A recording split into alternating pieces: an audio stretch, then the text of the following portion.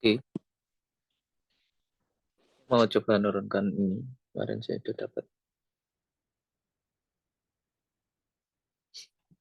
Jadi kita punya ini benar ini enggak ada karena ya harusnya kalau mau diintegralkan terhadap DR juga karena ini kan mau ini karena densitas maka harus diintegralkan terhadap line elemen biar jadi massa. Dia harus diintegralkan terhadap D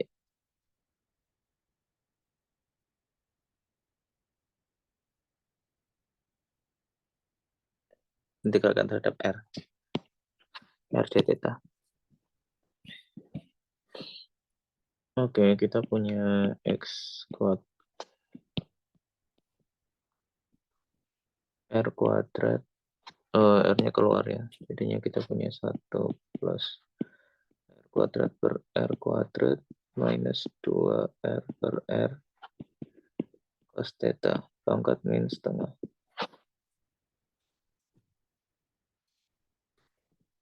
Kita pakai binomial Newton. Ya, Taylor series basically. Maka ini jadi 1 minus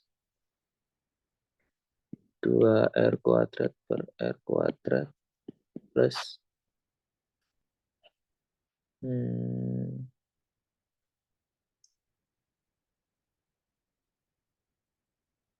R per R cos theta pakai rumus ini ya 1 plus X pangkat N itu sama dengan 1 plus NX plus N minus 1 per 2 X square plus N-nya minus setengah N min 1 minus setengah min 1 per 2 X square X-nya R kuadrat per R kuadrat minus 2R per R cos theta square. Nah, ini semua nanti akan diintegralkan terhadap theta dari 0 sampai 2pi. Jadi ini jadi yang 1 kalau diintegralkan terhadap d theta sampai dari 0 sampai 2pi jadi 2pi. Dikurangi ini jadi 4R kuadrat per R kuadrat. Ini kalau diintegralkan dari 0 sampai 2pi jadinya 0 ya. Kemudian kalau yang di suku ini kita tertariknya dengan yang ini di kuadrat ini. Jadi kita mau ngitung suku yang proporsional dengan R kecil per R besar kuadrat. Jadi saya mau lihat yang ini kuadrat. Kalau suku yang cross term ini dikali ini itu 0 karena dia cos theta dan nanti kita akan kuadratkan. Kalau suku ini kuadrat maka dia akan berkontribusi ke higher ordernya. Jadi kita hitung yang ini kuadrat. Yang depan ini dia jadi minus jadi plus ya. Jadi plus setengah kali 3/8 ya. 3/8 4 R kuadrat per R kuadrat cos kuadrat theta. Cara-cara 2. Ini ada pi-nya ya.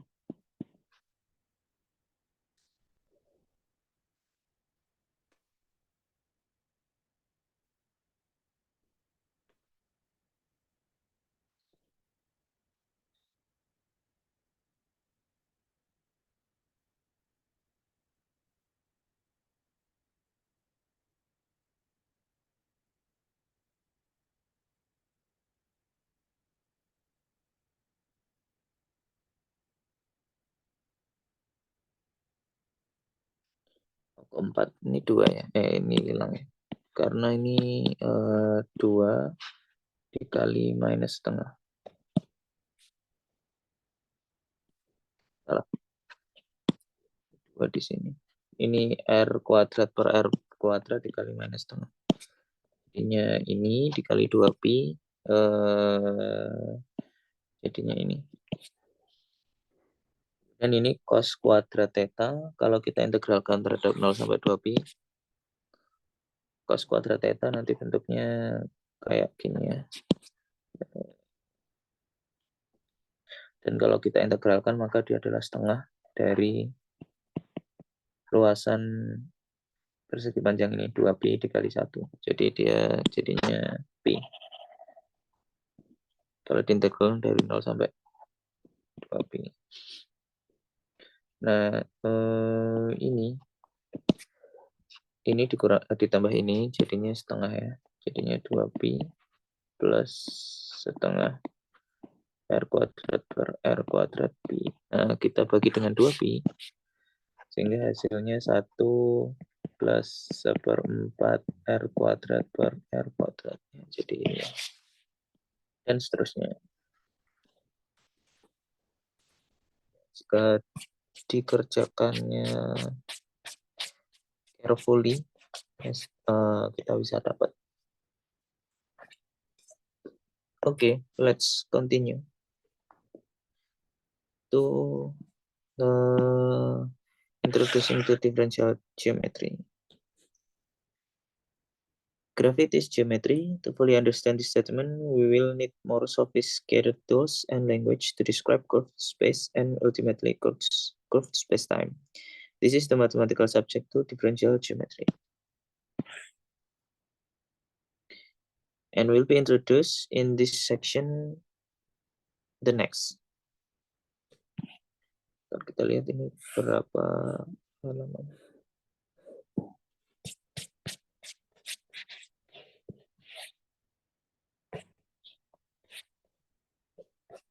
Sekitar 40-an.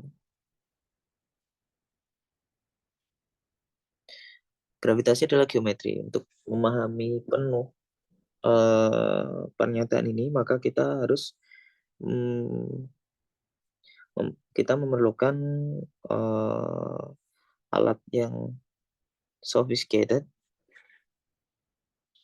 dan bahasa untuk mendeskripsikan ruang waktu yang melengkung, dan ruang waktu yang melengkung. Subjek ini disebut dengan differential geometry dan akan kita perkenalkan di section ini dan section 3. Setelah kita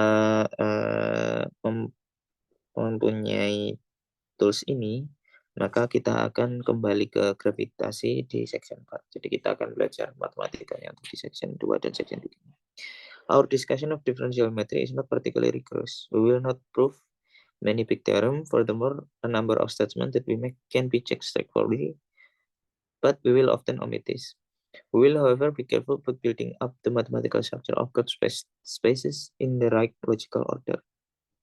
As we proceed, we will come across a number of mathematical objects that can live on curved spaces. Many of these are familiar, like vectors or differential operator, but we will see them appear in somewhat unfamiliar cases. The main purposes of this section is to understand what kind of object can live on curved spaces and the relationship between them.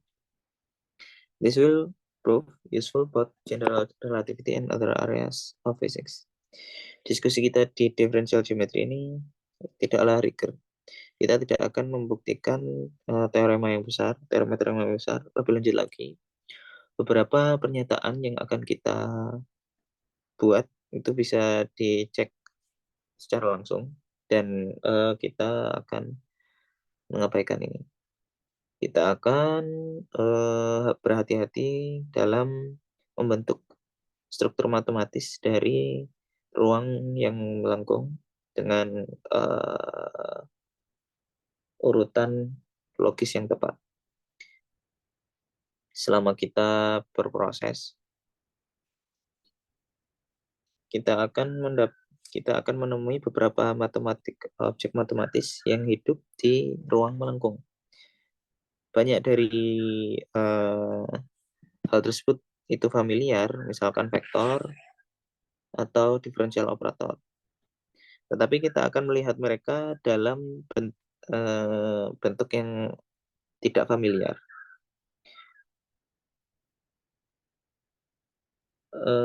Tujuan dari section ini adalah memahami objek yang seperti apa yang bisa hidup di ruang yang melengkung dan hubungan antara objek-objek tersebut.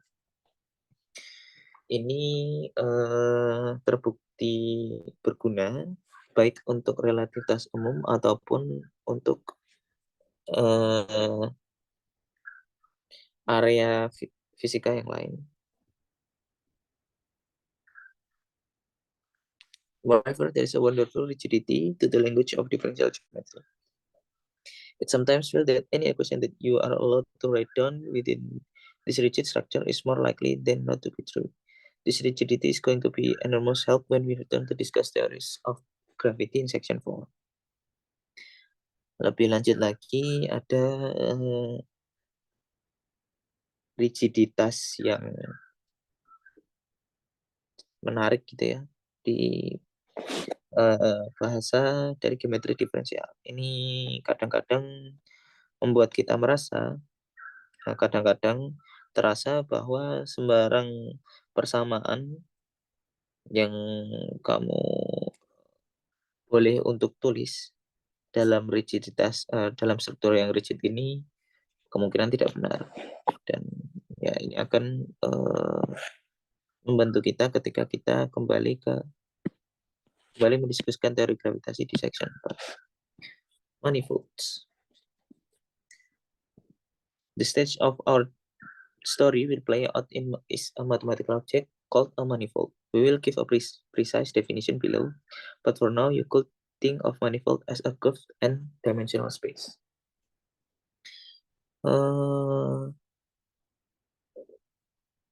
Stage, panggung, yang dimana cerita kita akan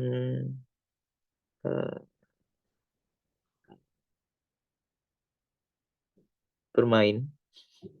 Nah, intinya panggung dari cerita kita itu adalah objek matematis yang disebut dengan manifold. Kita akan memberikan definisi yang detail, yang precise di bawah ini, tetapi sekarang kita bisa memahami manifold itu adalah sebuah n-dimensional space yang melengkung.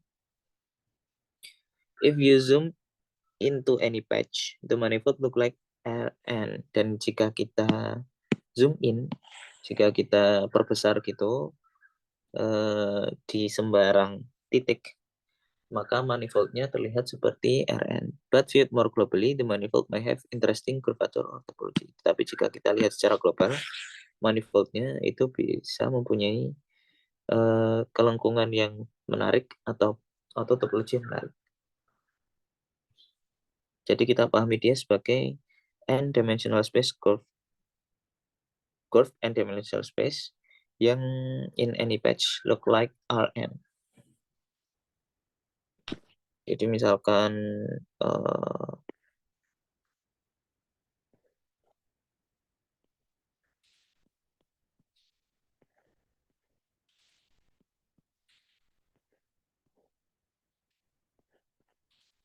ini kalau kita zoom, ini kayak torus ya. Misalkan kita zoom di titik ini, maka dia terlihat seperti Rn, dia flat gitu. Sama kayak atau bumi, kalau kita kan kecil dan bumi terlihat seperti besar gitu. Jadi kayak kalau kita melihat horizon itu terlihat flat. Padahal itu secara lokal saja. Tapi kalau dilihat secara global, dia bentuknya spherical. To begin with, our manifold will have very little structure. For example, initially there will be no way to measure distances between points. But as we proceed, we will describe the various kind of mathematical objects that can be associated to manifold, and each one will allow us to do more and more things. It will be surprisingly long time before we can measure distances between points. Not until section 3. Pada saat mulai, manifold kita itu atau keragaman ya, kalau bahasa Indonesianya akan punya struktur yang masih sedikit. Contohnya awalnya kita tidak punya cara untuk menghitung, mengukur jarak antara dua titik. Tetapi selama kita eh, berjalan nanti, kita akan bisa mendeskripsikan kita akan mendeskripsikan berbagai objek matematis yang bisa diasosiasikan dengan manifold. Dan setiap dari mereka itu akan membuat kita bisa melakukan lebih dan lebih hal. Bisa melakukan lebih banyak hal seperti itu. Jadi awalnya kita hanya punya manifold, tapi kita bisa menambahkan objek matematis di dalam manifoldnya. Dan kalau kita menambahkan objek matematis ke dalam manifold, maka kita akan bisa lebih banyak melakukan banyak hal seperti itu. It will be a surprisingly long time before we can measure distances between point. Dan akan agak lama sebelum kita bisa mengukur jarak antara dua titik. You have met many manifold in your education to date, even if you didn't call them by name. Some simple examples in mathematical include Euclidean space Rn, the sphere Sn, and the torus Tn equal S1 time S1 sebanyak n times ya, n times.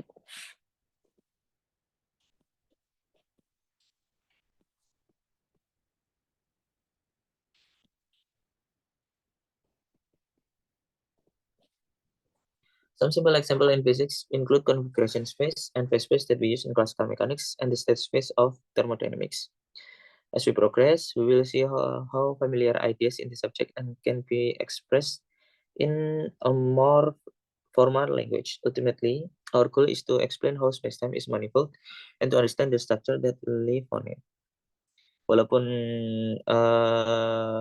kamu belum bertemu dengan banyak manifold di pendidikan sampai sekarang, ya, walaupun sepertinya kamu belum banyak melihat manifold, tetapi sebenarnya kita sudah, salah ya. Sebenarnya kamu sudah melihat banyak atau bertemu dengan banyak manifold. Misalkan Rn, Euclidean space and dimension atau sphere n dimension, n dimensional sphere Sn atau n dimensional torus Tn. Dan banyak contoh-contoh di fisika termasuk dengan ruang konfigurasi atau ruang fase yang kita pelajari di classical mechanics atau ruang keadaan di termodinamika. Itu semua adalah contoh dari manifold.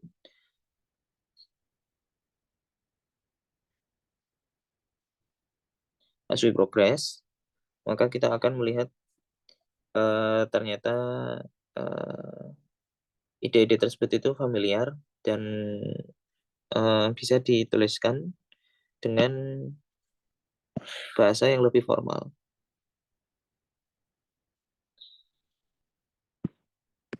Dan tujuan kita yang utama itu adalah menjelaskan bagaimana space-time itu adalah manifold dan memahami struktur-struktur yang ada di dalamnya. Sebelum kita ke manifold, kita membahas sedikit tentang topological spaces. Even before we get to manifold, there is some work to do in order to define the underlying object. What follows is a mathematical equivalent of reading a biography about an interesting person and having to spend first 20 pages wading through a description of what their grandparents did for a living. This backstory will not be particularly useful for our needs, and we include it here only for completeness.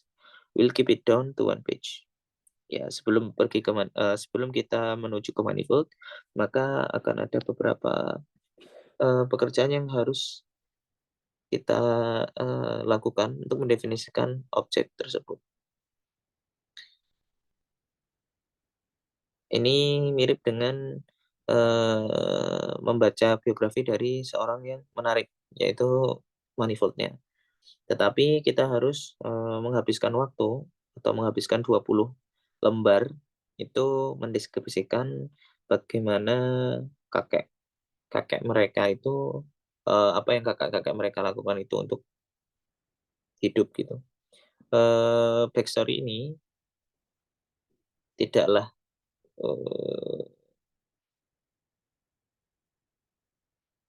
terlalu berguna untuk kebutuhan kita, tetapi kita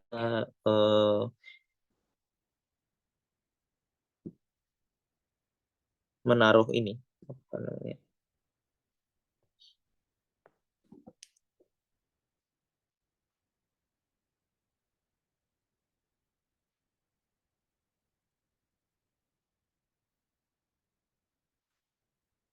kita memasukkan ini untuk kelengkapan gitu ya, biar story-nya lengkap.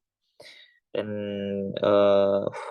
kita hanya akan membahas topological space ini dalam satu lembar saja. Our backstory is called topological space. Roughly speaking, this is a space in which each point can be viewed as living in the neighborhood of other points in a manner that allows us to define concepts such as continuity and convergence.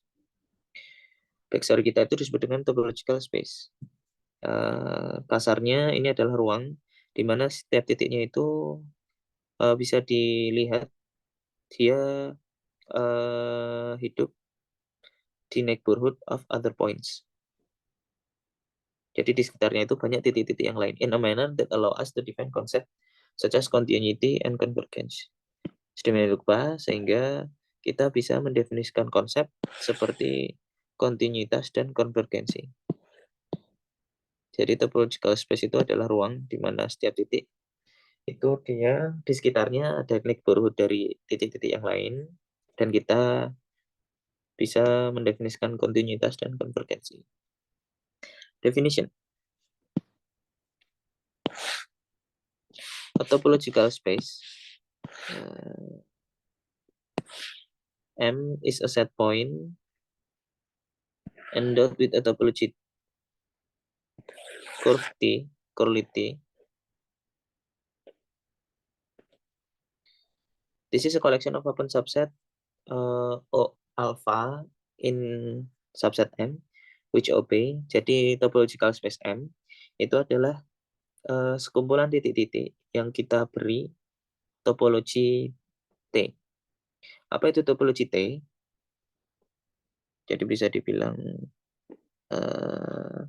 dia M, T gitu ya.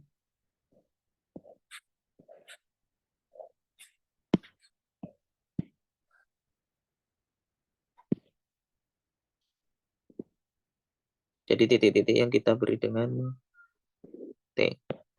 T itu adalah koleksi dari open subsets O alpha subset M. Jadi T itu isinya adalah himpunan-himpunan terbuka O alpha subset M yang memenuhi syarat both set M and MC set O empty set are open subsets. M in T dan open subset in T juga. Jadi O alpha, apa namanya, T ini isinya adalah open subset. Misalkan dia 1, 2, 3 gitu. M-nya 1, 2, 3. Jadi T-nya ini bisa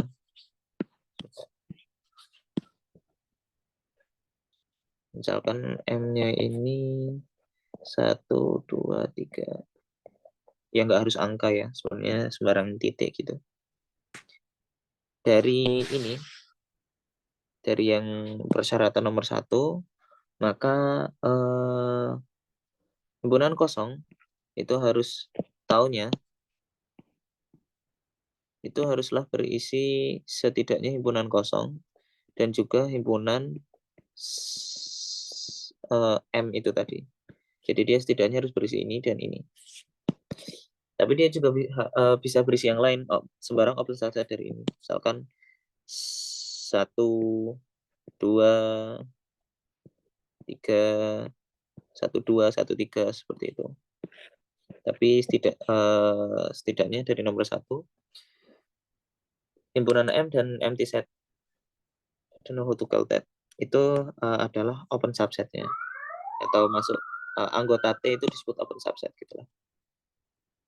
The intersection of a finite number of open subset is also an open set. So if O1 in T and O2 in T, then O1 intersect O2 itu in T juga. Jadi sembarang intersection atau irisan dari dua open subset itu adalah open subset juga. Misalkan kita open subsetnya dua ini. Himpunan kosong diinterseksikan dengan himpunan yang berisi 1, 2, 3, itu himpunan kosong ya. Dan himpunan kosong itu juga dia include di T juga. Misalkan kalau kita includekan 1, maka ini elemen ini jika kita intersectionkan dengan 1, maka hasilnya 1 ya. Misalkan ada 2. 1 kita interseksikan dengan 2, dia ini empty set. Dan seterusnya.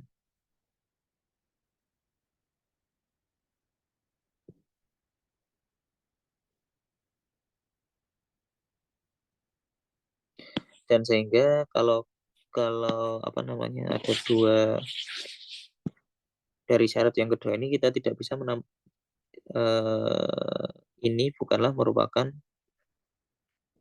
1, 2 dan juga 2, 3. Nah, misalkan topologi kita itu isinya ini, itu dia nggak memenuhi syarat kedua. Karena 1, 2, kalau kita interseksikan dengan 2, 3, maka hasilnya 2, dan 2 itu tidaklah di dalam sini. Jadi kalau kita mau menambahkan 1, 2, dan 2, 3, maka mau tidak mau kita harus menambahkan 2 juga. Jadi kita harus menambahkan 2. Nah, ini baru dia memenuhi syarat yang kedua. Kita lihat syarat yang ketiga. The union of any number possibly infinite of open sets is also an open set. Union gabungan dari sembarang jumlah dari open set, yaitu anggota T. Jadi gabungan dari anggota T itu juga anggota T juga. Jadi misalkan O gamma anggota T, maka gabungan untuk semua gamma, O gamma itu juga anggota T juga. Nah, ini kebetulan dia memenuhi itu ya. Jadi ini kalau kita gabung dengan ini hasilnya 1, 2, 3. Ini kita gabung ini hasilnya 2, 3. 1, 2 kita gabung itu hasilnya 1, 2. Dan contoh yang tidak boleh itu misalkan yang tidak memenuhi 3 ya. Misalkan kita punya 1, 2. Nah, misalkan begini aja. Nah, ini nggak memenuhi, dia memenuhi 1 dan 2, tapi dia tidak memenuhi 3. Karena 1 digabung dengan 2 hasilnya 1, 2 ya. Dan 1, 2 tidak include di tau ini. Jadi seperti itu. Jadi kalau kita mau dia memenuhi 1, 2, dan 3, maka kalau ada 1, 2, kita harus include juga 1, 2 agar dia terpenuhi.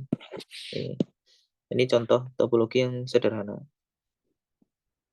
Jadi M 1, 2, 3 yang dia dilengkapi dengan topologi tau, di mana anggota dari tau, bukan tau, curly T ini, anggota dari curly T ini disebut dengan open set. Jadi ini open set, open set, open set. Ini yang contoh yang sederhana.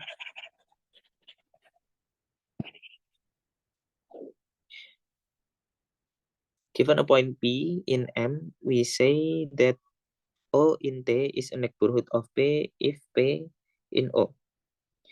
Jika P itu anggota M, maka kita katakan bahwa O in T, harusnya saya tidak mau hapusnya.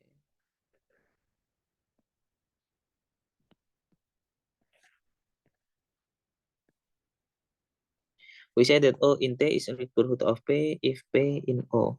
Jadi misalkan P ini anggota M, misalkan kita pilih 1 gini. O in T is a neighborhood of P if P in O. Jadi apa saja neighborhood dari P ini, neighborhood dari satu itu ya satu, satu dua, satu dua tiga. Karena open set itu satu, satu dua, satu dua tiga itu mengandung satu. Ini kalau dia discrete ya.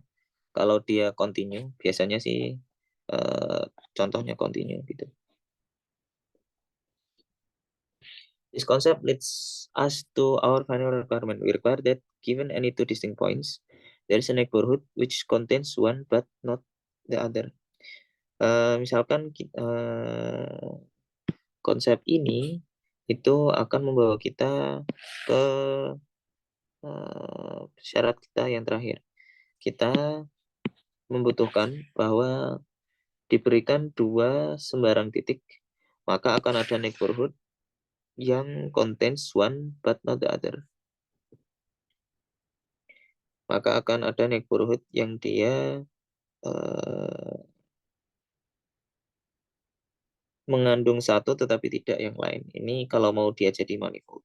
Ini disebut dengan Hausdorff property. Berarti ini enggak Hausdorff ya. Karena kalau kita ambil dua sembarang poin, misalkan 1, 2. Di sini ada open set 1, 2 gitu. Oh enggak. There is a neighborhood which contain one but not other. Misalkan 1, 3.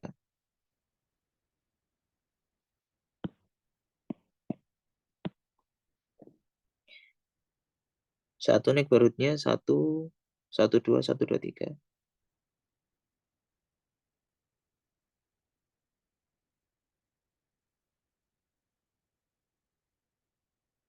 3 neighborhoodnya 1, 2, 3 aja.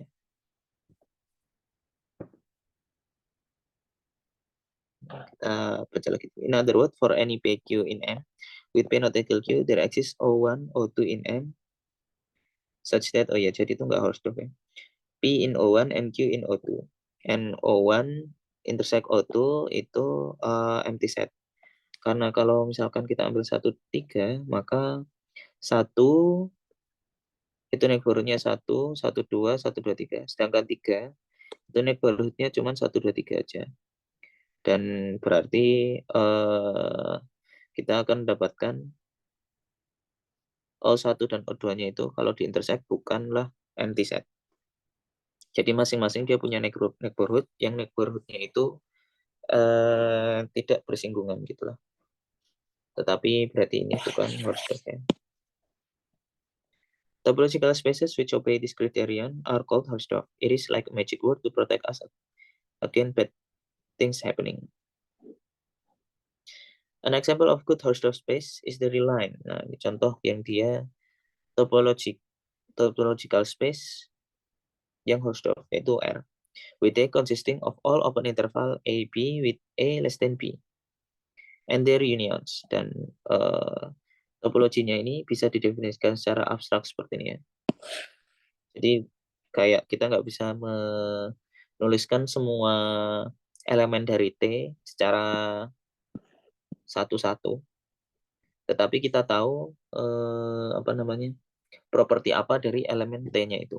Yaitu dia adalah open interval AP dengan A kurang dari B.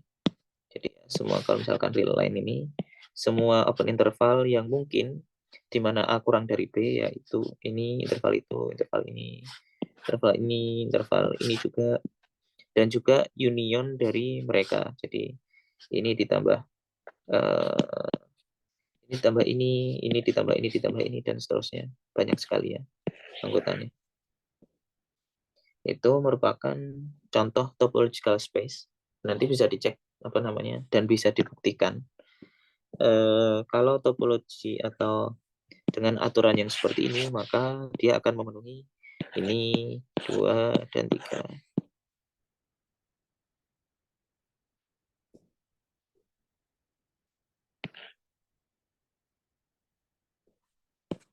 An example of a non-Hausdorff space is any, itu ada dia dikasih contoh.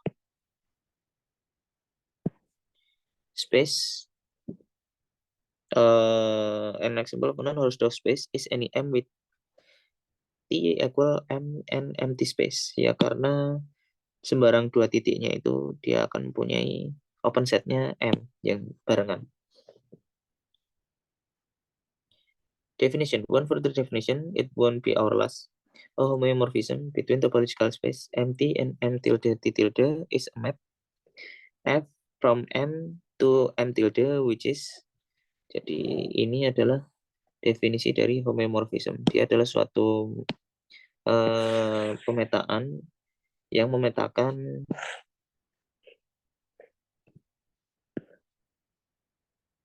dua topological space yang tetap menjaga, bisa dibilang menjaga topologinya gitulah.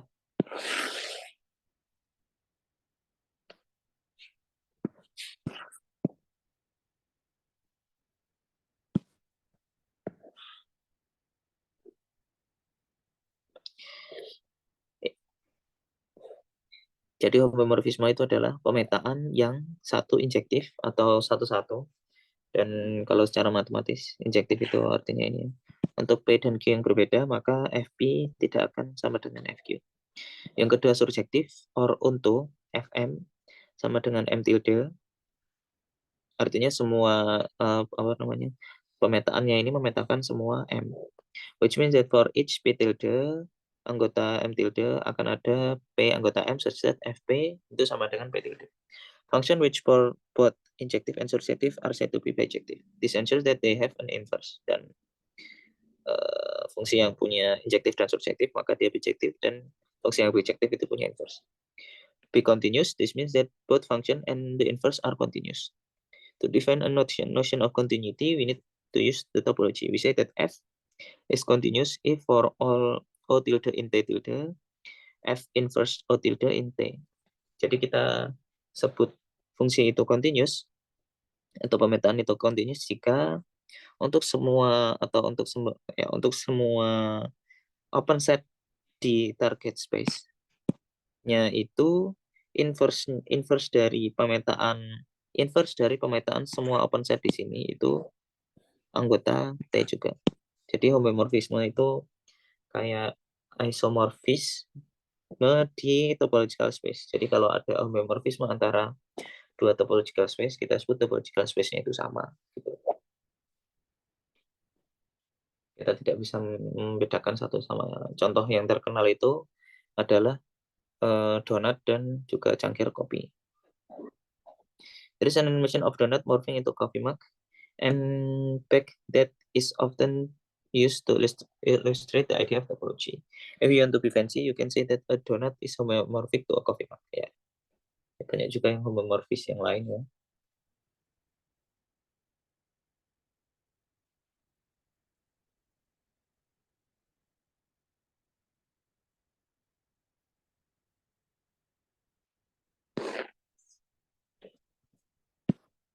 Atau apa namanya, kalau dalam bahasa yang lebih sederhana, homomorfisme itu adalah perubahan yang mana tidak ada lekukan, tidak ada patahan seperti itu, tidak ada robekan. Jadi bisa secara kontinu terdeformasi dari satu benda ke benda yang lain. Tapi kalau mau lebih rigor ya definisinya ini yang dikotakin hijau.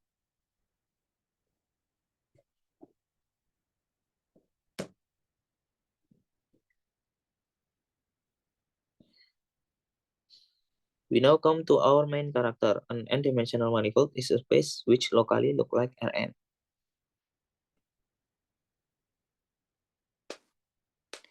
Ini mungkin harusnya topologically space ya. Topologically Hordorff yang dia locally look like Rn. Oh, ada definisi yang globally the manifold may be more interesting than Rn, but the idea is that we can patch together this local description to get an understanding for entire space.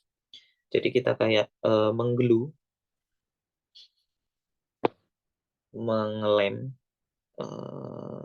lokal patch dari RN, dan secara global dia bentuknya bisa saja berbeda dari RN. Contohnya donat itu ya.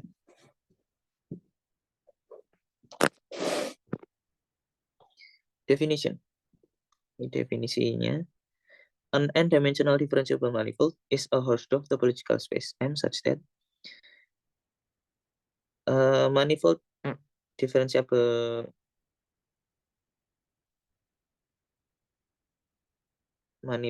differentiable n dimensi itu adalah topological space yang Hausdorff.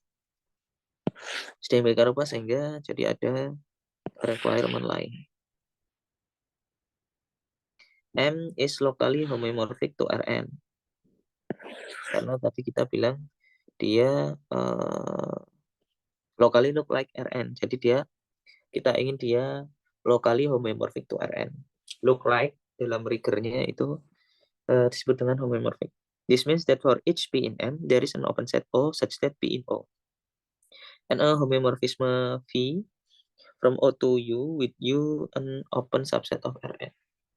Artinya untuk sembarang P anggota M, jadi untuk sembarang titik di M di manifold kita, akan ada open set O, jadi akan ada neighborhood. Sedemikian rupa sehingga P in O dan apa namanya ya, intinya ada neighborhood P, ada open subset yang dia mengandung P, dan akan ada homomorfisme antara si open subset di sekitar P itu menuju U, di mana U adalah open subset di Rn. Ya artinya ya open subsetnya itu dia homomorfik dengan subset dari Rn gitu. Jadi locally look like Rn. Dan secara matematis disebutnya seperti ini. Dia neighborhood di P itu dia homomorphic dengan open subset Rn. Take to open subset O alpha and O beta that overlap such that O alpha intersect O beta itu bukanlah empty set. We require that the corresponding map phi alpha yaitu open subset, karena tadi di apa namanya requirement pertama kita harus apa namanya setiap open subset itu akan homomorphic dengan suatu subset Rn. Jadi akan selalu ditemukan. Kalau misalkan kita insist bahwa yang pertama ini terpenuhi. Jadi untuk setiap open set itu akan ada ini phi A dan kita sebut dengan chart. Jadi sembarang dua open subset itu haruslah kompatibel. Apa itu kompatibel? Artinya bahwa pemetaan ini phi alpha dilanjutkan dengan phi minus 1 beta. Oh salah, phi alpha setelah phi inverse phi minus 1 beta, yaitu phi beta, pemetaan phi beta yang dia memetakan intersect ini menuju phi alpha itu smooth, also known as infinitely differentiable or C infinite. This is depicted in figure 14. Ya, jadi ini ya. Jadi di sini ada open set O alpha dan juga open set O beta. Setiap open set itu locally look like Euclidean space, locally look like Rn. Jadi di setiap O alpha kita bisa menemukan pemetaan yang dia memetakan O alpha menuju suatu open set dari Rn. Begitu juga dengan O beta. O beta ini akan ada pemetaan yang memetakan O beta menuju U beta, di mana U beta ini subset dari Rn. Sehingga pemetaan phi alpha setelah phi inverse phi beta atau kebalikannya juga bisa. Kalau di sini phi beta setelah phi inverse alpha. Wait.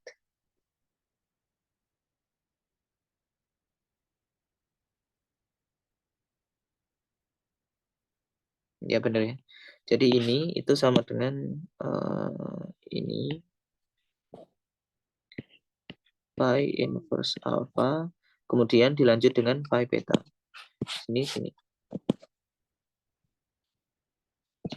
sama dengan ini kan. Jadi phi beta setelah phi alpha inverse, atau bisa juga kalau ke sini, dari sini ke sini itu adalah phi alpha setelah phi beta inverse. Jadi phi beta inverse dilanjutkan dengan phi alpha.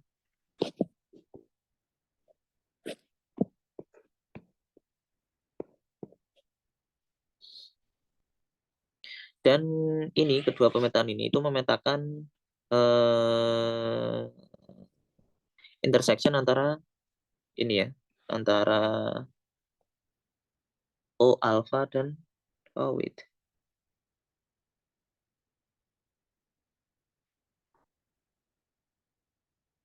Ya, dia memetakan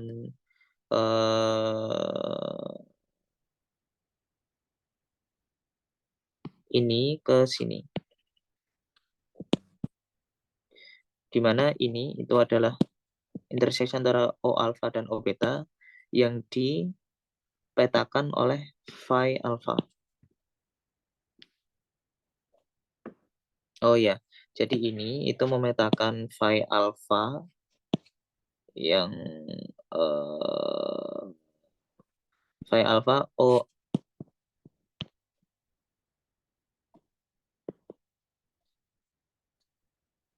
ya ini sih. Dia memetakan anggota ini. Apa ini phi beta O alpha intersect O beta, yaitu ini. Ini adalah phi beta O alpha intersect O beta. Sedangkan ini itu adalah phi alpha O alpha intersect O beta. Jadi dia memetakan ini ke situ, dan kita ingin agar pemetaan itu smooth. Artinya adalah dia infinitely differentiable or C infinite. Jadi dia bisa diturunkan secara tak hingga kali. The maps phi alpha are called charts, and the collection of charts is called an atlas.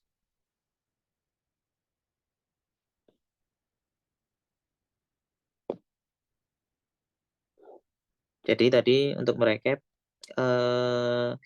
n-dimensional differentiable manifold itu adalah Hausdorff topological space sehingga untuk setiap open setnya itu dia homomorphic dengan subset dari Rn, open subset dari Rn, di mana Rn-nya ini dilengkapi dengan natural topologinya ya, atau standar topologi standarnya. Kita nggak ngomongin topologi standar, topologi yang dijelaskan tadi. Enggak dijelaskan sih. Ya intinya pokoknya open subset di Rn. Kemudian sembarang open subset di sini itu dia kalau overlap maka harus kompatibel. Intinya begitu aja. You should think of each chart as providing a coordinate system to label a region O alpha of M. Kita bisa memahami chartnya itu adalah seperti a local coordinate system ya. The coordinate associated to P in O alpha is, dan koordinat yang diasosiasikan dengan P anggota O alpha itu adalah, jadi V alpha itu dia memetakan P menuju Rn ya. Makanya dia X1 P sampai XNP. We write the coordinate in shorthand simply as XUP with U from 1 to N. Jadi ini adalah koordinat dari P.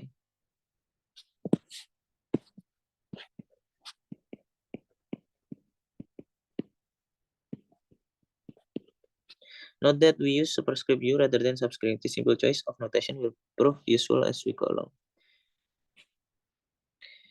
If a point P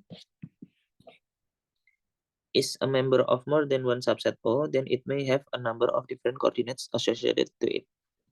Jika titik P itu adalah anggota dari anggota dari satu atau lebih subset O, maka dia mungkin mempunyai beberapa koordinat. Jadi kan satu titik itu bisa mempunyai beberapa neighborhood. Misalkan titik ini.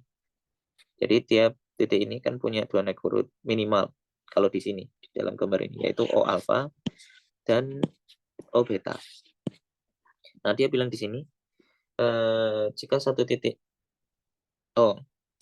itu bisa saja mempunyai koordinat yang berbeda. There's nothing to be nervous about here. It's entirely analogous to labeling point using either Euclidean coordinate or polar coordinate. Dan ini analog dengan satu titik, atau kita misalkan punya satu titik itu bisa dilabeli dengan koordinat Euclidean atau polar coordinate. Itu sama saja. The maps phi alpha setelah phi beta inverse itu membawa kita dari koordinat sistem yang berbeda, disebut dengan fungsi transisi. Jadi misalkan tadi kita Euclidean space ke polar space, kan ada transformasi koordinat dari Euclidean space ke polar space, atau kebalikannya dari polar space ke Euclidean space. The compatibility condition is there to ensure that there is no inconsistency between these different coordinate system. Dan kondisi kompatibilitas ini, yang kedua ini, itu menjamin kita bahwa tidak ada inkonsistensi antara koordinat sistem yang berbeda. Any manifold M admits many different atlases. Sembarang manifold M itu bisa saja mempunyai different atlases. Artinya dia mempunyai different set of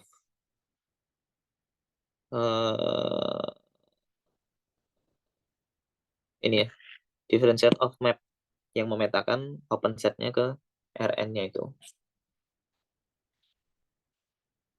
In particular, nothing stop us from adding another chart to the atlas, dan bisa saja kita menambahkan banyak chart itu Indonesianya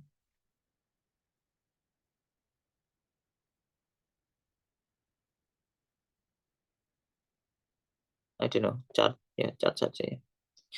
Menambahkan chart yang lain ke atlasnya, provided that it is compatible with all the other. Asalkan dia memenuhi persamaan yang kedua, persyaratan yang kedua ini. Two atlases are said to be compatible if every chart in one is compatible with every chart in the other. Dan ya, ini definisi yang natural. Dua sembarang atlas itu disebut kompatibel jika sembarang atlas di salah satunya itu kompatibel dengan sembarang atlas sembarang chart yang lain.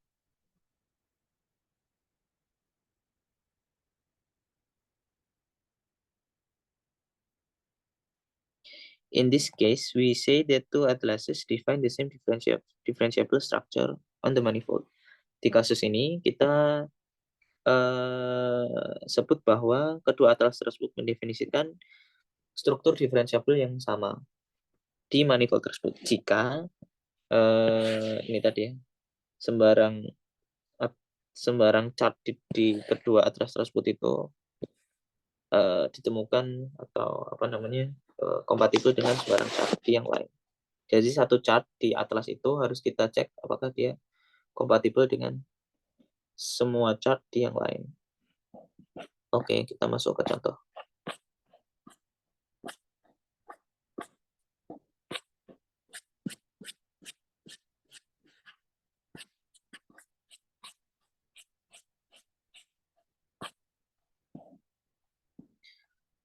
Here are few simple examples of differentiable manifolds.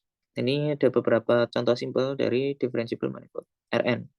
This looks locally like Rn because it is Rn. Ya, dia secara lokal terlihat seperti Rn karena dia memang Rn. You only need a single chart with the usual Euclidean coordinates. Dan untuk manifold ini kita hanya perlu satu single chart aja, yaitu usual Euclidean coordinate, karena dia memenuhi ya karena itu sudah cukup. Similarly, any open subset of Rn is a manifold, dan nanti bisa dibuktikan bahwa sembarang open subset dari Rn itu juga lah manifold. Kemudian S1. The circle can be defined as a curve in R2 with coordinates cos theta, sin theta.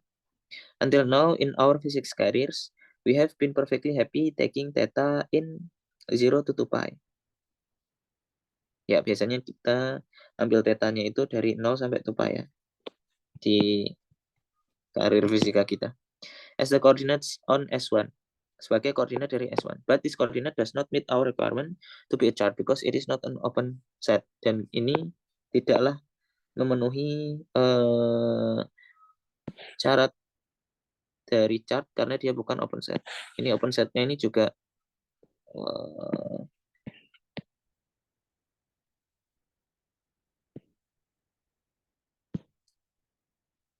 open set in a sense of open yang seperti ini ya. This cause problems if we want to differentiate function theta equals 0. To do so, we need to take limit from both sides, but there is no coordinate with theta a little less than 0. Tetapi ya intinya tadi limit on both sides itu maksudnya kayak gini. Benar-benar open set, tetapi nanti akan ada masalah. Nah, untuk overcome masalah ini, to circumvent this, what is circumvent? Harusnya sinonim dengan overcome.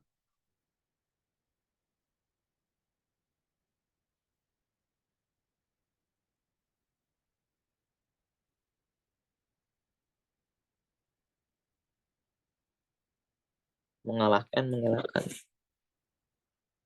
Ya, overcome lah. Ya, similar dengan overcome. We need to use at least 2 charts to cover S1. Kita harus memakai setidaknya 2 chart untuk cover S1. For example, we could pick out 2 antipodal points, say Q equal 1.0 and Q prime equal minus 1.0. Misalkan ini 0, 1 dan 0-nya ini in the sense of Euclidean space ya.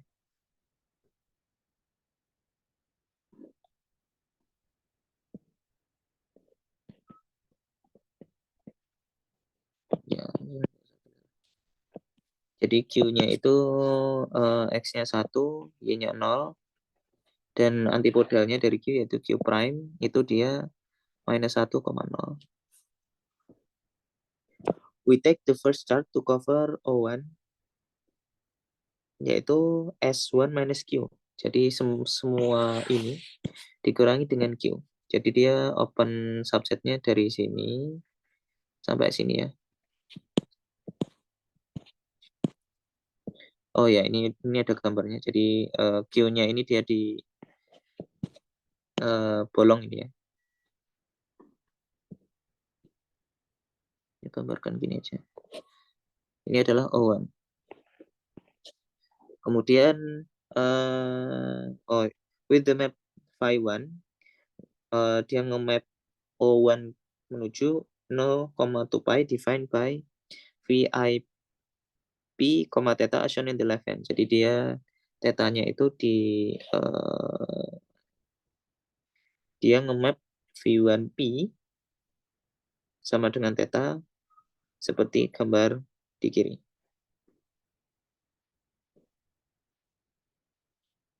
Pemahaman saya misalkan sini P, maka tetanya ya P1, maka tetanya ya theta 1 gitu.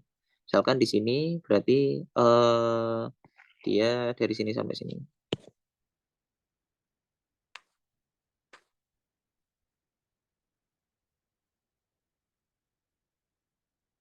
Ini gambarnya salah deh. We take the second charge to cover O2 S1 minus Q prime. Jadi ini O2 S1 minus Q prime. Jadi ini dihilangkan. With the map phi 2 from 0 to 2 minus pi phi 2 dia nge-map O2 ke minus pi, pi defined by phi 2 P equal theta prime as shown in the right hand figure.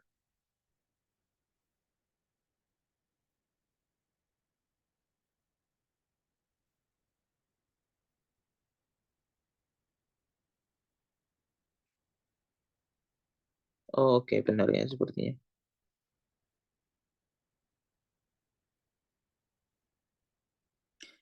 Kalau ini dia nge-map dari 0 sampai 2 pi. Kalau dari sini definisinya misalkan titik ini P1. Jadi dia dihitungnya dari sini ya, dari titik Q juga. Dan dia nge-map dari minus pi sampai dari pi sampai minus pi. Atau dari minus pi sampai pi. Oke. Okay. The two chart overlap on the upper and lower semicircle. Dan kedua chart tersebut itu overlap in upper and lower semicircle. Dia overlap di sini ya. Upper and lower. Atau ini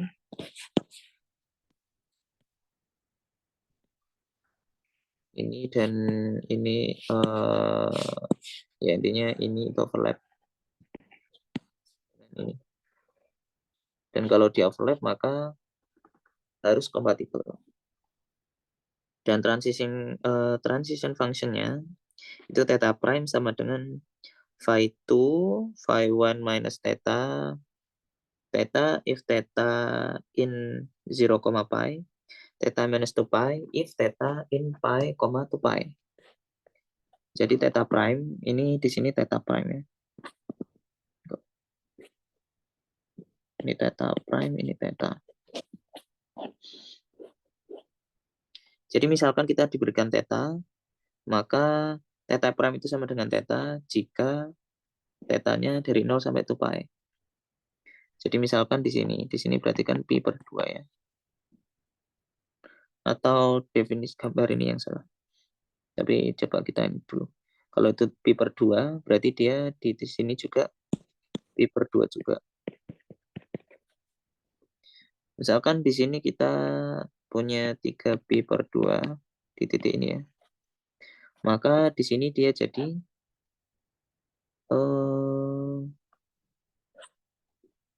theta dikurangi 2 pi.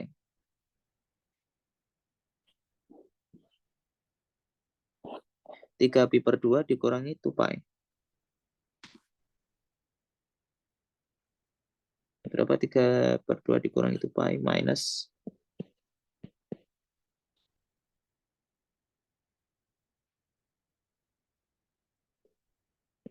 half pi ya. Oke, jadi kalau ini dia dari minus pi to pi. Kalau yang ini dia dari 0 sampai 2 pi. Karena di sini ada negatif degree of freedom-nya. Ketika ke sana dia negatif gitu. Oke, dan benar ya. Kalau kita hitung dari titik Q sini ke bawah sini, ke titik sini, kan dia berarti minus setengah pi. Tapi kalau di chart yang ini kita nggak bisa ke sana karena kita hanya bisa bergerak dari sini ke muterinya ke sana. Seperti itu. The transition function isn't defined at theta equals 0 corresponding to the point Q1 nor at theta equal pi corresponding to the point Q2. Ya karena ini nggak ada 0 ya. Dia nggak memuat 0 dan nggak memuat theta equal pi karena ya karena nggak terdefinisikan di situ. Nonetheless, it is smooth on each of the two open interval as required. Dia smooth di setiap open interval seperti dipersyaratkan. Ini contoh ngebuild atlas. Dan dia smooth ya, kalau kita turunkan ya bisa diturunkan terus. Theta diturunkan nanti 0 diturunkan bisa terus. Nggak ada yang indefinite.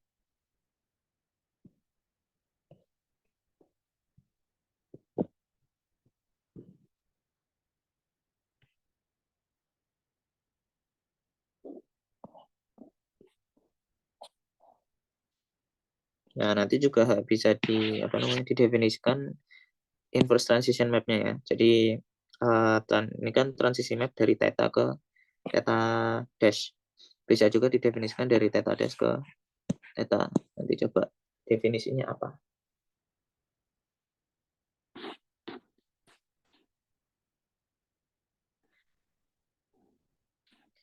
Sekarang yang sedikit lebih complicated, yaitu S2. It will be useful to think of the sphere as the surface x square plus y square plus z square equal 1, embedded in Euclidean R3. The familiar coordinates on sphere S2 are thus inherited from spherical polar coordinate of R3, namely x equals sin theta cos phi, y equals sin theta sin phi, z equals cos theta. Ini biasa polar coordinate yang biasa kita temui di karir fisika kita. With theta in 0, pi, dan ini berarti dia include 0 dan include pi ya. Dan phi-nya dari 0 to 2 pi, include 0. But as with the circle S1 described above, these are not open sets, so will not do for our purpose. Seperti di atas, ini bukanlah open set karena ini dan ini bukan open set. In fact, there are two distinct issues. If we focus on the equator theta equal pi on 2, jika kita fokus di ekuator theta equal pi on 2, theta itu kan dari Z, dari kutub utara sampai kutub selatan ya. Jadi theta per 2 itu ekuator ini. Then the coordinate phi in 0 to 2 pi parameterize a circle and suffers the same problem that we saw before. Jadi kalau kita fokus di circle ini, circle-nya itu juga kan kita definisikan tadi koordinatnya itu ini ya. Dan koordinat ini bermasalah di phi equal 0.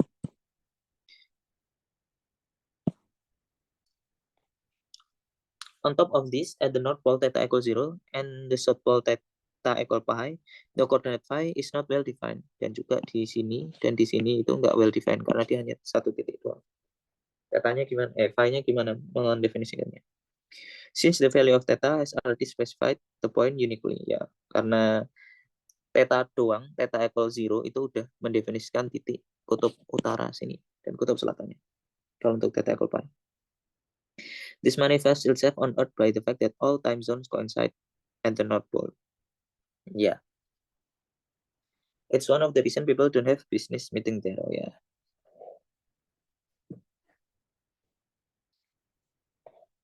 Once again, we can resolve these issues by introducing two charts covering different patches on S2.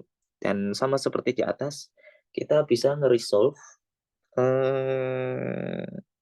permasalahan ini dengan mengenalkan dua chart yang mengcover different patches on S2. Yang mengcover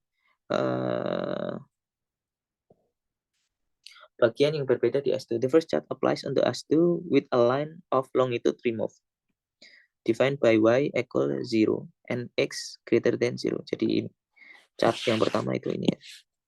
Kita remove ini karena tadi untuk setiap lingkaran ini itu satu titik, at least satu titik itu not defined. Kalau kita pakai koordinat yang seperti ini. Shown in figure 16. Think of this as the deadline.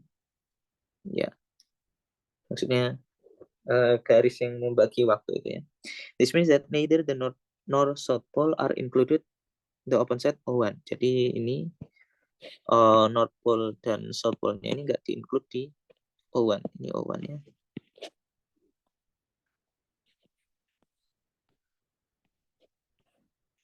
On this open set, we define a map phi 1 from O1 to R2 using coordinates 2.1. Dan di open set ini kita mendefinisikan chart kita dari O1 ke R2 using koordinat ini. Tetapi sekarang tetanya itu dari 0 sampai pi, di mana kita exclude kutub utara dan kutub selatan. Dan juga phi-nya ini kita exclude titik 0. Jadi titik ini tuh sama dengan titik phi equal 0 yang kita exclude. Dari sini sampai sini. Dan juga kutub utara dan kutub selatan yang kita exclude. So that we have a map to an open subset of R2. Nah, jadi dengan seenggaknya kita dengan chart yang seperti ini kita punya chart dari open set. Tapi backwardnya kita mengexclude garis ini. Sehingga kita harus mendefinisikan chart yang lain, yang mana garis ini nanti akan terinclude di chart yang lain.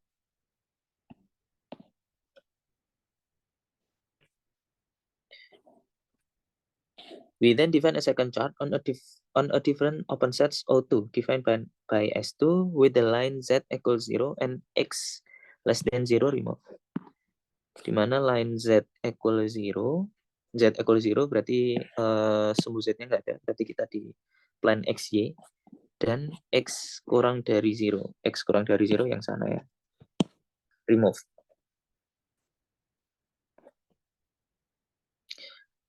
Here we define the map phi 2 O2 using the coordinates, dan kita mendefinisikannya dengan koordinat ini, X equal minus sin theta dash cos phi dash, Y equal cos theta dash, Z equal sin theta dash, sin phi dash. Ya, ini sebenarnya kayak ini tapi kita rotate gitu ya. Dengan theta dash itu dari O, pi dan phi dash dari 0 to pi. Again, this is map to an open subset of R2. We have O2 union O1 union O2 equal S2, while on the overlap U1 subset O2, the transition function phi1 after phi2 inverse and phi2 after phi1 inverse are smooth. We haven't written this function down explicitly, but it's clear that they are built from cos and sin function acting on domains where their inverse exists. Ya, kita belum menuliskan ini secara eksplisit, tapi ini terlihat ya. Seenggaknya cukup meyakinkan gitu. Note that for both S1 and S2 example above, we made use of the fact that they can be viewed as embedded in higher dimensional and Rn plus 1 to construct the charge. However, this is not necessary. Walaupun di atas kita memahami S1 and S2 itu sebagai sesuatu yang dia terembed di higher dimensional Rn plus 1 untuk mengkonstruksi charge-nya, sebenarnya ini enggak dibutuhkan. The definition of manifold makes no mention of a higher dimensional embedding, and this manifold should be viewed as having an existence independent of any embedding. Okay. As you can see, there is a level of pedantry involved in describing this charge. Mathematicians prefer the word rigor. Ya, ada level rigor yang bisa kita gunakan untuk mendefinisikan mathematical object. Ya, the need to deal with the multiple charges arises only when we have manifold of non-trivial topology. The manifold S1 and S2 that we met above are particular simple example. When we come to discuss general relativity, we will care a lot about changing coordinates and the limitation of certain coordinate system. But our manifold will turn out to be simple enough that for all practical purposes, we can always find a single set of coordinates that tell us what we need to know. However, as we progress in physics and topology become more important, so too does the idea of different charts. Perhaps the first place in physics with overlapping charts become an integral part of discussion in the construction of magnetic monopole. See the lecture on case theory. Ya, kita sudah ya bisa dilihat di lecture case theory ya, di section 1 point something.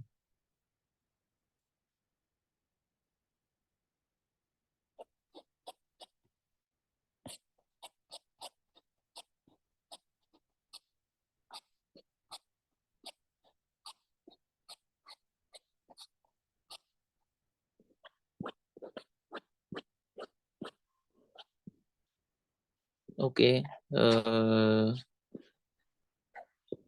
map between manifold. The advantage of locally mapping manifold to Rn is that we can now import our knowledge of how to do math on Rn. Nah, kenapa kok kita mau mengidentifikasi secara lokal manifoldnya itu dengan Rn? Karena kita bisa bermatematika atau melakukan matematika di Rn itu tadi. Jadi kita bisa melakukan lokal matematika secara lokal di patch Rn. For example, we know how to differentiate function on Rn. Kita tahu bagaimana cara untuk mendifferentiate function di Rn. And what it means for function to be smooth. Dan itulah kenapa kita pengen functionnya itu smooth. This now translates directly into properties of function defined over the manifold. Dan ini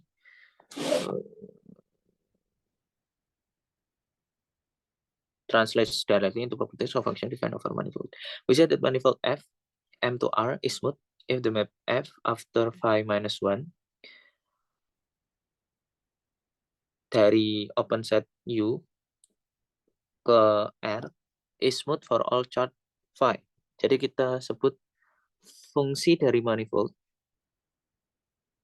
itu smooth jika F after phi minus 1 itu smooth juga. Karena M ini dia bisa abstrak ya, isinya abstrak, dan tetapi kita ingat bahwa secara lokal M ini dia kita identifikasi dengan subset dari U subset dari Rn dengan menggunakan map kita. Ada gambarnya nggak ya? Jadi misalkan kita punya M ini secara lokal itu kan kita ada punya phi yang dia nge-map O, dia nge-map O menuju U di Rn.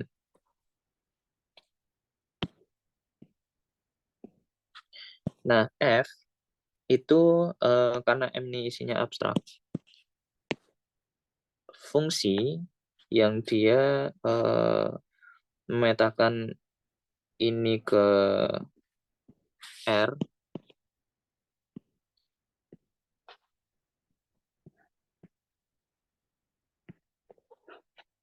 ini F ini kita lebih mudah jika fungsinya ini itu berasal dari U sini. Oh, ini U. Kita ambilnya dari U sini. Sehingga fungsinya itu disebut smooth jika pemetaan dari sini, berarti itu phi minus 1 ya. Kemudian dilanjutkan dengan F, itu smooth. Jadi sebenarnya itu pemetaan dari sini ke sini. F dilanjut dengan phi minus 1.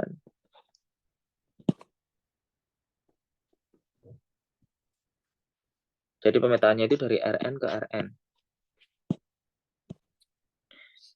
Jadi kita sebut dia smooth jika pemetaan bayangan yang ada di belakangnya. Yang Rn ke Rn, dimana kita tahu bagaimana cara do math in Rn to R, itu ya kita menggunakan properti itu. Similarly, we say that a map F from M to N between two manifold M and N, which may have different dimension, is smooth if the map ini, nanti coba digambarkan sendiri. Psi after F after phi minus 1 from U to V is smooth for all chart phi M to U and psi N to V. Jadi sekarang ada dua manifold.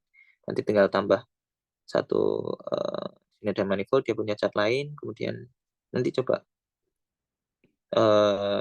digambar seperti saya ini. A diffeomorphism is defined to be a smooth homomorphism F from M to N. In other words, it is invertible smooth map between manifold M and N that has a smooth inverse. If such a diffeomorphism exists, then the manifold M and N are said to be diffeomorphic. The existence of an inverse means M and N necessarily have the same dimension. Okay. Jadi sebuah diffeomorphisme itu didefinisikan sebagai smooth homomorphism F from M to N. Kalau di sini agak nggak rigor sih, tapi cukup intuisinya cukup dapat ya. Jadi diffeomorphisme itu adalah smooth homomorphism. Di sini smoothnya ini yang penting. Karena di definisi smooth ini kita harus perlu chart atau atlas.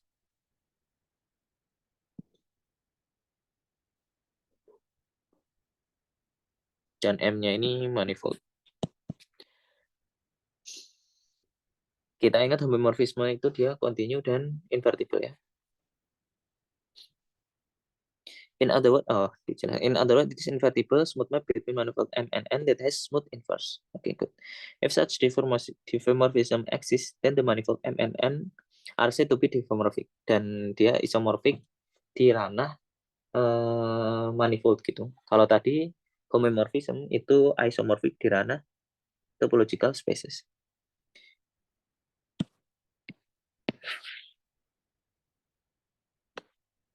The existence of an inverse means M and N necessarily have the same dimension. Dan ya, cara intuitif juga kita bilang kalau dia isomorphic atau sama jika dimensinya jika mereka punya dimensi yang sama. So, kalau dimensinya beda, ya tidak akan bisa diffeomorphic.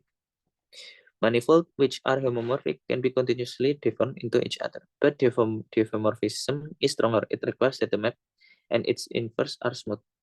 Wait. Berarti kayaknya yang tadi saya salah.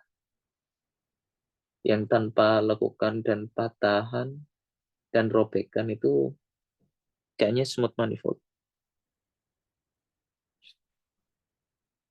Kalau continue itu sepertinya bisa ditekuk ya. Karena kita nggak perlu dia differentiable. Kalau differentiable dia harus smooth gitu, nggak boleh ada lekukan. Kalau manifold kayaknya, kalau topologi kayaknya boleh.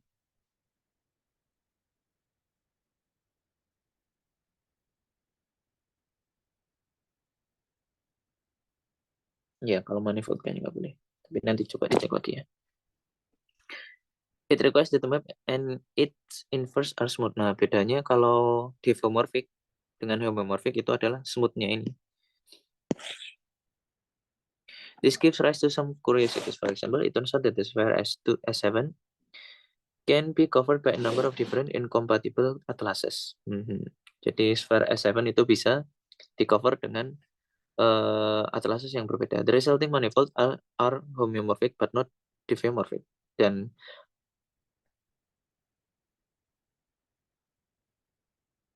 wow, jadi ada beberapa S7 yang dia tidak homeomorphic antara satu sama lain. These are referred to as exotic spheres. Similarly, Euclidean space Rn has a unique differentiable structure except for R4, where there are an infinite number of inequivalent structures. I know of only one application of exotic spheres to physics, subtle global gravitational anomaly in superstring theory. Jadi ada satu aplikasi dari exotic sphere di fisik yaitu subtle global gravitational anomaly in superstring theory. And I know no application of exotic differential structure on R4. Certainly, this will not play any role in this lecture. Nggak ada keeksoktisan dari suatu manifold tidak akan kita bahas lebih lanjut di lectures ini.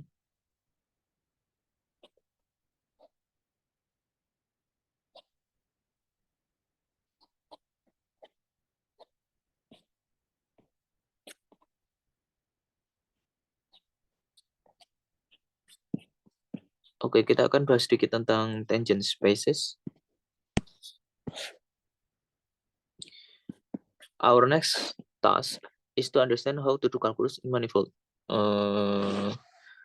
Tugas kita sekarang adalah memahami bagaimana cara melakukan kalkulus di manifold. We start here by differentiation.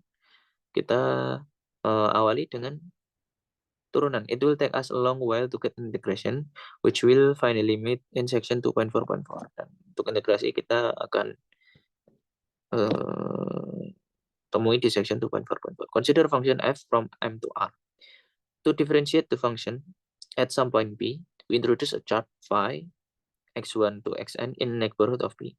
We can then construct the map f after phi inverse from U to R with U in Rn. But we know how to differentiate function on Rn.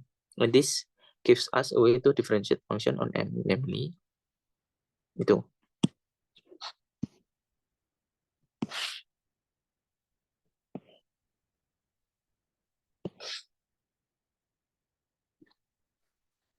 Tinjau fungsi f dari M ke R. Jadi dia fungsinya dari manifold sebuah abstract space ke R. To differentiate the function at some point B, We introduce a chart, dan untuk menurunkan fungsinya itu kita perlu chart. Kenapa? Karena kita perlu informasi M ini di space yang kita pahami, yaitu Rn. Maksudnya yang kita tahu bagaimana cara do calculus there. We can then construct a map F after phi minus from U to R. Jadi kan ini ada F, ada phi from Rn. Dan kita tahu bagaimana cara melakukan calculus di sini. Dan dari situ ke situ itu adalah F after phi minus. Jadi ya dari sini ke sini. Dan sehingga kita definisikan ini turunan dari F terhadap X mu di P. Jadi dari sini saja kita lihat bahwa kita harus, untuk melakukan turunan kita harus mengintroduksikan chart X mu. Dan nanti akan ada masalah, nggak tahu nanti dibahas atau enggak. Dimana kalau misalkan kita pakai different charts, harusnya untuk titik yang sama, titik P yang sama, dia memberikan hasil yang sama. Atau setidaknya kalau mau konsisten secara matematis seperti itu. Dan kita definisikan ini, jadi ini itu nggak ada artinya ya. Maksudnya nggak ada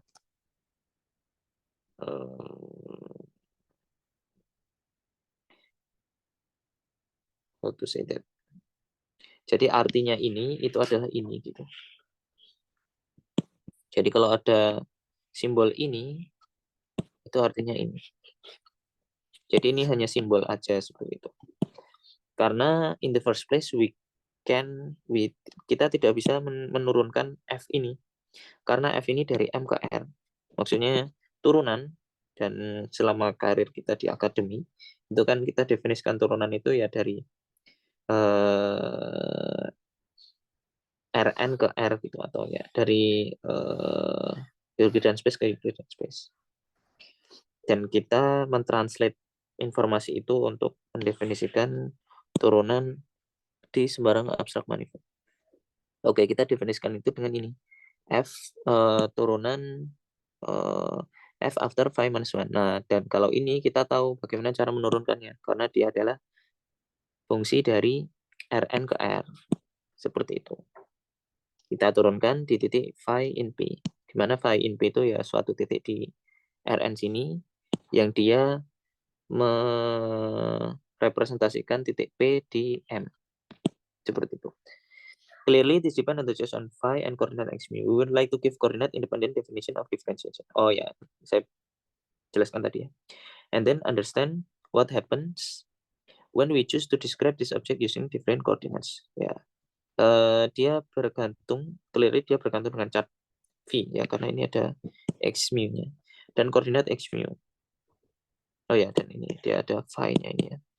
We would like kita ingin memberikan definisi yang koordinat independen dari diferensiasi ini. Dan kemudian kita ingin memahami apa yang akan terjadi jika kita memilih untuk mendeskripsikan objek ini dengan koordinat yang berbeda. Nah, untuk melakukan itu kita harus mendefinisikan tangent space sepertinya.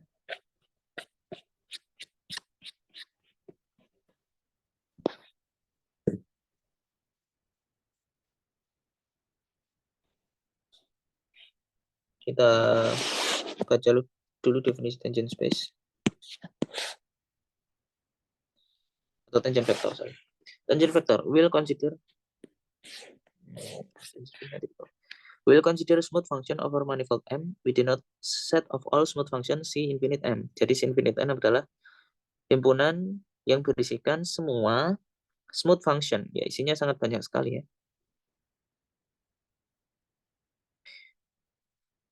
Ya, tapi intinya pokoknya kalau kita mau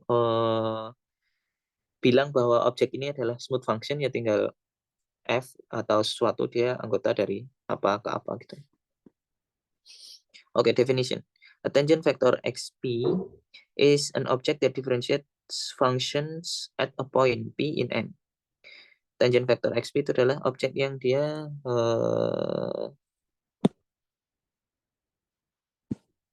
menurunkan fungsi di titik P in M.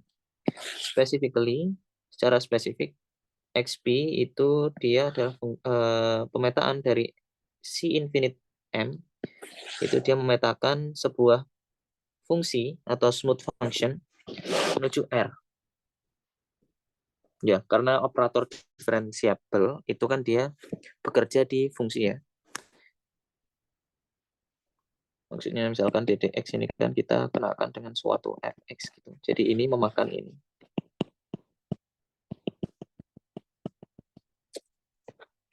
Satisfying dan tangent vector xp-nya itu memenuhi linearity yang sangat natural. Kenapa kita mau ini? For all fg in S in C infinite M, dan juga XPF itu kalau tangent vektornya kena F, atau jika tangent vektornya kena suatu F itu ternyata hasilnya 0, maka F-nya itu adalah constant function. Kemudian Leibnizerity atau Leibniz rule, di mana tangent vektornya ini kalau kena composition dari F dan G,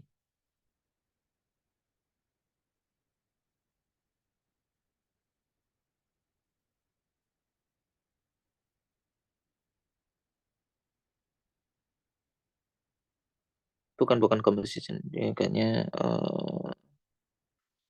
produk ya, produk dari F dan G itu adalah FP XPG plus XPF GP for all FG in C infinite. This is of course is the product rule. Ya, ini harusnya produk, bukan composition. Oke, itu definisi tangent vector. Note that two entry combine to tell us that XP AF. Ya, coba nanti besok.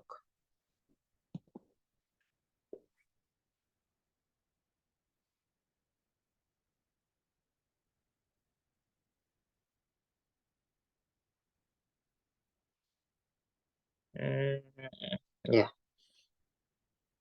ini straightforwardnya. Ya, but okay. Today we talk about manifold and tangent vector. Kita tadi butuh ini karena ya kita ingin memahami how to do math in curved space-time ya. Dan manifoldnya ini kalau secara intuitif bisa kita pahami sebagai curve n dimensional yang locally localized Rn. Tadi kita butuh Rn karena kita ingin melakukan matematika di manifold itu, di mana kita tahu bagaimana cara bermatematika di antara Rn ke Rm, antara Euclidean space. Kalau secara matematis, manifold itu adalah atau kita definisikan topological space dulu, yaitu suatu M, suatu himpunan yang kita beri topologi T, di mana topologi ini punya definisi yaitu 1, 2, 3. Kemudian ada isomorfisme di antara topological space yang kita sebut dengan homomorfisme. Dia harus bijective dan kontinu. Dan differentiable manifold kita tambahkan suatu objek yaitu atlas, mana atlas ini adalah sekumpulan chart yang mana chartnya ini kompatibel.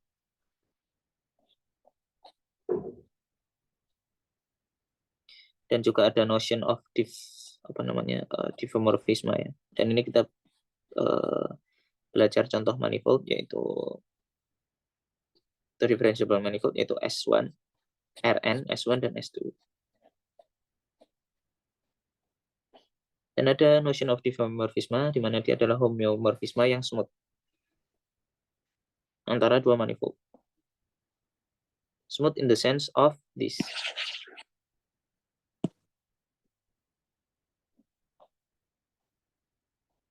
Dan kita setelah kita mendefinisikan struktur matematis atau ya struktur dari differentiable manifold, di mana struktur ini membuat kita bisa melakukan differentiation.